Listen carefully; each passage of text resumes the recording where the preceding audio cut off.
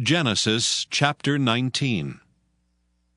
And there came two angels to Sodom at even. And Lot sat in the gate of Sodom. And Lot, seeing them, rose up to meet them, and he bowed himself with his face toward the ground. And he said, Behold now, my lords, turn in, I pray you, into your servant's house, and tarry all night, and wash your feet. And ye shall rise up early, and go on your ways. And they said, Nay, but we will abide in the street all night. And he pressed upon them greatly, and they turned in unto him, and entered into his house.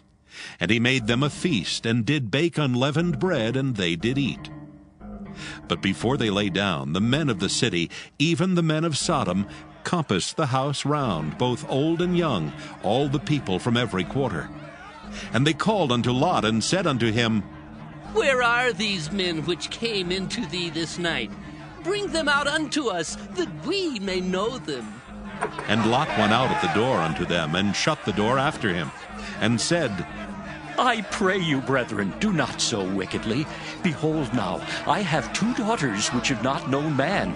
Let me, I pray you, bring them out unto you, and do ye to them as is good in your eyes.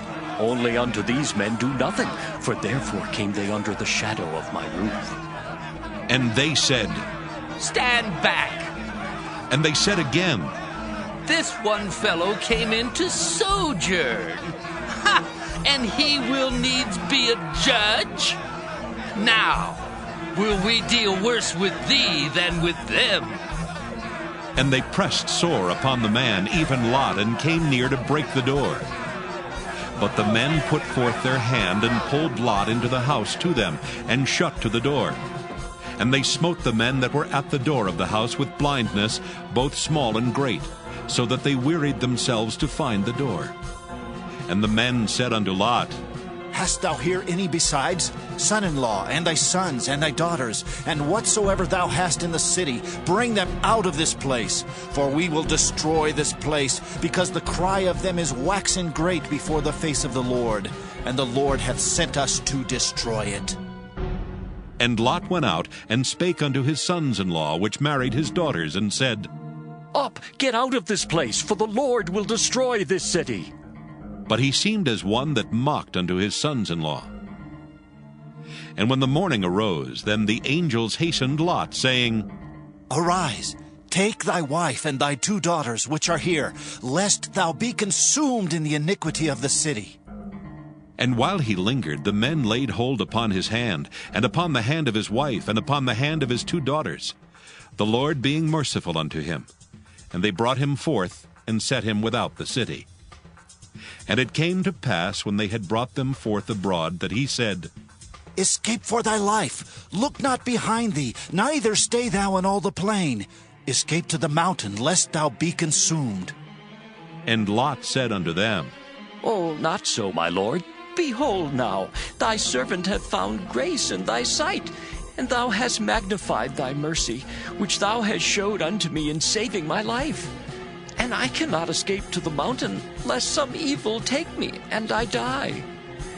Behold now, this city is near to flee unto, and it is a little one. Oh, let me escape thither. Is it not a little one? And my soul shall live. And he said unto him, See, I have accepted thee concerning this thing also, that I will not overthrow this city for the which thou hast spoken. Haste thee, escape thither, for I cannot do anything till thou be come thither. Therefore the name of the city was called Zoar. The sun was risen upon the earth when Lot entered into Zoar. Then the Lord rained upon Sodom and upon Gomorrah brimstone and fire from the Lord out of heaven. And he overthrew those cities, and all the plain, and all the inhabitants of the cities, and that which grew upon the ground. But his wife looked back from behind him, and she became a pillar of salt. And Abraham gat up early in the morning to the place where he stood before the Lord. And he looked toward Sodom and Gomorrah, and toward all the land of the plain, and beheld, and lo, the smoke of the country went up as the smoke of a furnace. And it came to pass, when God destroyed the cities of the plain, that God remembered Abraham, and sent Lot out of the midst of the overthrow, when he overthrew the cities in the which Lot dwelt. And Lot went up out of Zoar, and dwelt in the mountain, and his 2 daughters with him. For he feared to dwell in Zoar, and he dwelt in a cave, he and his 2 daughters. And the firstborn said unto the younger, Our father is old, and there is not a man in the earth to come in unto us after the manner of all the earth. Come, let us make our father drink wine, and we will lie with him, that we may preserve the seed of our father. And they made their father drink wine that night. And the firstborn went in and lay with her father. And he perceived not when she lay down, nor when she arose. And it came to pass on the morrow that the firstborn said unto the younger, Behold, I lay yesternight with my father. Let us make him drink wine this night also, and go thou in and lie with him, that we may preserve seed of our father. And they made their father drink wine that night also. And the younger arose and lay with him. And he perceived not when she lay down, nor when she arose. Thus were both the daughters of Lot with child by their father. And the firstborn bare a son, and called his name Moab. The same is the father of the Moabites unto this day. And the younger, she also bare a son, and called his name Ben-Ammi. The same is the father of the children of Ammon unto this day. Turning now to chapter 19 here, and as I do, I'm reading verse 1. And there came 2 angels to Sodom at even, and Lot sat in the gate of Sodom, and Lot, seeing them, rose up to meet them, and he bowed himself with his face toward the ground. Now these 2 angels visit Lot in Sodom, and they announce judgment. They warn Lot to escape. And we find in this chapter Lot leaves Sodom with his wife and 2 daughters. And then we have the destruction of Sodom and Gomorrah, and Lot's wife turns to a pillar of salt. And then we have Lot's awful sin. We'll hit high points here, but so far we are dealing with the verses as we go along, and we'll stay with that. Now you have that which is the blasted life. And don't forget it, this man Lot happens to be a righteous man. Hard to believe it. If I had only this record, I wouldn't believe it. But you see, Simon Peter, in his epistle, he talked about that righteous man vexed his righteous soul. Now, he lived in Sodom, but he never was happy down there. You see, Lot was a tragic day for him when he moved to Sodom. He lost his family. In fact, the matter is he lost all of them when you look at the total picture, and it's tragic. Many a man today may be a saved man, but by his life and where he goes, where he lives, he loses his family, loses his influence, and loses his testimony. Now, I know Christians like that. I've been a pastor, and I have, in course of time, talked to some of the children of some of the leaders of the churches I've served. Hasn't been too long ago that the son of a leader of the church that I served said all he was doing was waiting for his dad to die in order to repudiate everything. He thought the whole thing was phony, that the Christian life was, and all he could see was hypocrisy and everything. All he was doing, of course, was telling about his home. What a phony his dad must be. And he's lost his son. He's lost his influence, I can assure you, in other places. But I wouldn't question his salvation. I think the man trusts Christ. But by his life, it's rather a phony sort of a life. Poor Lot, how tragic this is. Now let's look at this, and this is a sordid chapter. We get 2 of them in the book of Genesis that are really sordid. This is one of them. Now I'll read on. Verse 2, And he said, Behold now, my lords, turn in, I pray you, into your servant's house, tarry all night, and wash your feet. These men must have had dirty feet. And of course, if you'd walk from the plains of Mamre down to Sodom with just nothing on but sandals, your feet would need washing also. But again, I call your attention to the custom of that day, which was practiced by those that extended hospitality to strangers. And he says to them, ye shall rise up early and go on your ways. Now Lot was sitting in the gate of Sodom, and I can't let that go by without calling attention to the fact that the ones who sat in the gate of a city were the judges. Now this man Lot not only had moved to Sodom, but he got into politics down there, and here he is, a petty judge sitting in the gate. But he's a hospitable man. When these strangers came in, he invited them to his home, and they came in. And they, at first, though, were reluctant. They said, nay, but we'll abide in the street all night. We'll just stay outside. We don't want to inconvenience you. And they did this for a purpose, of course. He pressed upon them greatly, and they turned in unto him, and entered into his house, and he made them a feast, and did bake unleavened bread, and they did eat. Now these men have another feast. They had a feast with Abraham. They now have a feast with Lot. And they brought out something here. They said, we'll stay on the street, sleep in the park. And Lot says, don't do that in Sodom. It's dangerous. Your life wouldn't be worth anything if you did a thing like that. And friends, may I say that maybe Los Angeles ought to change its name to Sodom. It wouldn't be safe for you to sleep on the streets of Los Angeles. In fact, it's not safe to be on the streets of Los Angeles at night. There are many women who live alone. They won't come out to church at night or any program at night. One dear saint of God told me, she said, I just lock my door at Brother McGee, and I do not open that door until the next morning at daylight. Says it's not safe in my neighborhood to even walk. Well, the days of Sodom and Gomorrah again, and practically for the same reason. And so they bring this out. Lot says, no, man, don't stay on the street. Wouldn't be safe for you. And he pressed upon them, and then they came in. Now notice this awful thing, verse 4.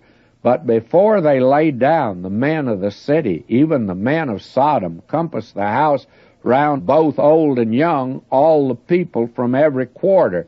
And they called unto Lot, and said unto him, where are the men which came into thee this night? Bring them out unto us, that we may know them. May I say, this is a sickening scene. To me, this reveals the degradation of this city, the city of Sodom. And this is the name that's been put on that sin from that day to this, sodomy. Now, there was no attempt made, apparently, in the city of Sodom to have a church for this crowd and tell them that they're all right in spite of the fact that they practice this thing. May I say to you that the Word of God is specific on this, and you can't tone it down. This is an awful sin. Now we're going to see what happens at the home of Lot in the city of Sodom that night. We'll have to wait till next time. If you have your Bible, and we'll turn there to Genesis 19, we are going to pick up at verse 6. Now, this is the chapter in which we see what we have called an example of blasted Christian life. This is an evidence of what today could happen to many believers, and it does happen to many believers. This man Lot had gone down into the city of Sodom. He did not realize it was the kind of a city that it was. I'm sure of that. But he got down there and found out that perversion was the order of the day. And he brought up his children, his sons and his daughters, in that atmosphere. Now, when he looked down there, and you will recall we saw that he pitched his tent toward Sodom, he looked down there, he saw the lovely streets and boulevards and parks and public buildings and the folk on the outside, but he did not see what they really were. Now, the sin of this city is so great that God is going to judge it. God is going to destroy the city. Now, let's draw a pretty sharp line here. There is today a gray area where there is a new attitude towards sin today. And it's not really as black as we once thought it was. And the church today is compromised till it's even pitiful. Right now, the press is reporting in Southern California that we have a church made up of those that are homosexuals. And the pastor of the church, lo and behold, is also one. They all admit it. Now, may I say to you, the lesson of Sodom and Gomorrah is a lesson for this generation. Now, God's not accepting this kind of a church. The idea seems to be today that you can become a child of God and you can continue on in sin. God says that's impossible. You cannot do that. And this city of Sodom is an example of that you cannot continue in sin. Paul asked the question, shall we continue in sin? And the answer is, God forbid, or let it not be. Paul says that's impossible. And it's this idea today that you can be a Christian and go on in sin is a tremendous mistake, and especially make light of it as I judge it's being made in this particular case. Now, that's what they were doing in Sodom and Gomorrah. Now, God destroyed these cities. Now, don't say we have a primitive view of God here and we have a better one today, because even after all, Jesus received sinners. He sure did. But when he got through with them, he had changed them. The harlot that came to him was no longer in that business. When she came to God, she changed. That's the thing that happened to other sinners. A publican came to him, and he left the seat of custom. He gave up that which was crooked, and he came to the Lord. I tell you, my friend, if you've come to Christ, and I don't care what this generation is saying, and I recognize there'll be a great many people write and explain to me that we're living in a new day and I need to wake up. Well, my friend, we are living in a new day, but it just happens to be Sodom and Gomorrah all over again. Now, I begin reading at verse 6, and probably I should do it without comment. And Lot went out at the door unto them and shut the door after him. Now, the men of Sodom were outside the door asking that these guests that he had, that they be turned out to them. Verse 7, and said, I pray you, brethren, do not so wickedly. That's the way Lot looked at it, and he'd been down there a long time, and it wasn't new morality to him, just old sin. Verse 8, behold now, I have 2 daughters, which have not known man. Let me, I pray you, bring them out unto you, and do ye to them as good is in your eyes. Only unto these men do nothing, for therefore came they under the shadow of my roof. When a man entertained a guest, in that day he was responsible for it. And the thing was that he was willing to make this kind of a sacrifice to protect them. And they said, this is what that crowd outside, stand back. And they said again, this one fellow came in to sojourn, he'll needs be a judge. You see, Lot was advancing in the political area there. Now will we deal worse with thee than with them. And they pressed sore upon the man, even Lot, and came near to break the door. But the men put forth their hand, pulled Lot into the house to them, and shut to the door. And they smote the men that were at the door of the house with blindness, both small and great, so that they wearied themselves to find the door. And if they hadn't, of course, Lot and these men would have been destroyed, because that was the thought of these men. And the men said unto Lot, hast thou here any besides, son-in-law, and thy sons, thy daughters, and whatsoever thou hast in the city, bring them out of this place. For we will destroy this place, because the cry of them is waxen great before the face of the Lord, and the Lord hath sent us to destroy it. And Lot went out, he spake unto his sons-in-law, which married his daughters, and said, up, get you out of this place, for the Lord will destroy this city. But he seemed as one that mocked unto his sons-in-law. Now this man Lot here is in a very bad situation. He'd spent years now down in the city of Sodom. He'd learned to tolerate this sort of thing, although he calls it wickedness. And he saw his sons and daughters grow up, and they apparently married among the people of that day. And when the time came, and Lot got this word from the Lord to leave the city, he went to his sons-in-law and he said, let's get out of here. God will destroy this city. They laughed at him. They ridiculed him. I suppose they knew that the week before he had invested a little money in real estate there. And they said, we know you. You are wrapped up in the city of Sodom. This is your home. You have apparently applauded these things and approved of them. Do you see this man out of the will of God in this place is no witness for God? He didn't win anybody in this city. And when you go down to their level, friends, you don't win them today either. And that's being demonstrated, I think, in this hour. Now, this man Lot, frankly, I would have agreed with Abraham that he wasn't saved. But you remember Peter, in 2 Peter 2, 6 and 8, says, this righteous man vexed his righteous soul. I tell you, he never enjoyed it down there. Now, he's going to leave the city. He can't get anyone to leave with him except his wife and 2 single daughters. When the morning arose, then the angels hastened Lot, saying, arise, take thy wife and thy 2 daughters, which are here, lest thou be consumed in the iniquity of the city. And while he lingered, the man laid hold upon his hand, from the hand of his wife, from the hand of his 2 daughters, the Lord being merciful unto him. You see, here's a man that was God's man in spite of everything. And if I only had the book of Genesis, I'm not sure I would believe that Lot was saved. I agree with Abraham.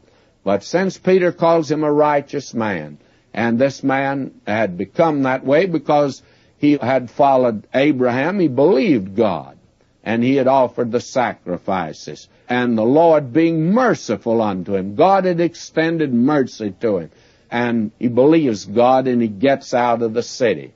Now, it came to pass, when they had brought them forth abroad, that he said, escape for thy life, look not behind thee, neither stay thou in all the plain, escape to the mountain, lest thou be consumed. And even Lot didn't want to leave. Lot said unto them, O not so, my Lord. Behold, now thy servant hath found grace in thy sight. Thou hast magnified thy mercy, which thou hast showed unto me in saving my life. And I cannot escape to the mountain, lest some evil take me and I die. He'd get out of the city, but he couldn't make it to the mountain. And now he says, behold, now this city is near to flee unto, in a little place called Zoar. And that's where he went. You see, he came out of Sodom, but this man didn't come clean even out of that. And of course, he got in a great deal of trouble at that particular time.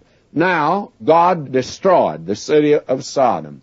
And we're told 2 things here, one concerning his wife and the other concerning his daughters.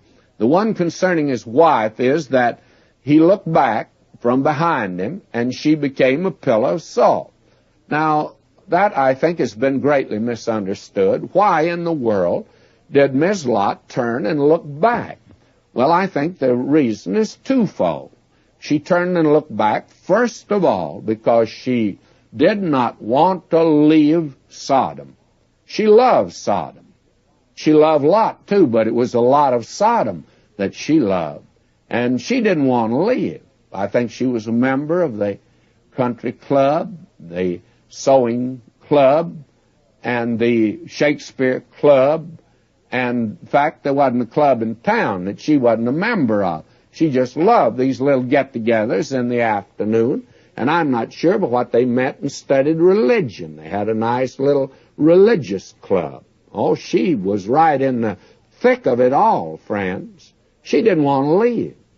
Her heart was in Sodom. Her body walked out, but she surely left her heart there. Now, that is a tremendous lesson for us today. We hear a great deal, and I hear a great many Christians who talk about they want to see the Lord come. And they're not living like it. On Sunday morning, why, it's difficult to get them to leave their lovely home. And Sunday night, they're not going to leave their lovely home because they love TV, too. They've got a color TV, and they're going to look at the programs on Sunday night because they have some good ones, and they want to see them. They're not going to church. Now, when the Lord comes, friends, you're going to leave the TV. You're going to leave that lovely home. You're going to leave everything down here. I just have one question to ask you. Will it break your heart to leave all of this down here? I asked myself that question many times. I'm not anxious to leave, I'll be honest with you. I'd love to stay. I have my loved ones, I want to be with them. And I have friends, and I want to be with them. And I have this program, and I want to be with it. And I'll be very frank with you. I hope the Lord will just let me stay here.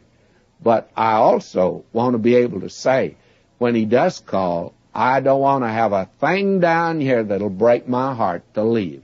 Not a thing. I love my home too. But I'll be honest with you, I'd just soon go off and leave it. May I say to you, Miss Lot turned and looked back. That's one of the explanations. And then the other's just simply this. Why did she look back? She didn't believe God. God says you leave the city and don't look back. And Lot didn't look back. He believed God. But Miss Lot didn't. She did not believe God. She wasn't a believer. And so she didn't really make it out of the city. She's turned to a pillar of salt. And I'm not going into the story of the two daughters that's as sordid as it can be. Frankly, Lot didn't do well in moving down to the city of Sodom. He lost everything except his own soul. And you know, that's a picture today of a great many people that won't judge the sins in their lives. And they're saved, but just so as by fire. And you find that the Lord has said in a very definite way to some of these folk that have put all their eggs in a basket like this. God says that if you won't judge your sin down here, He will judge it. And apparently that was the case in Lot's story. Now, I want to leave this chapter, but I want to leave it by looking at Abraham. What did Abraham think of all of this? Well, let me read verses 27 and 28 of Genesis 19. Abraham got up early in the morning to the place where he stood before the Lord, and he looked toward Sodom and Gomorrah, toward all the land of the plain, and behold, and lo, the smoke of the country went up as the smoke of a furnace. Now, when Abraham looked down there, I think his heart was sad. I'm not sure whether he knew Lot had escaped or not. He probably learned about it later on. But when he looked down there, he probably was sad because of Lot's sake. But Abraham hadn't invested a dime down there. And when judgment came, it didn't disturb him one whit because he wasn't in love with the things of Sodom and the things of the world. You remember what we're told today? Love not the world, neither the things.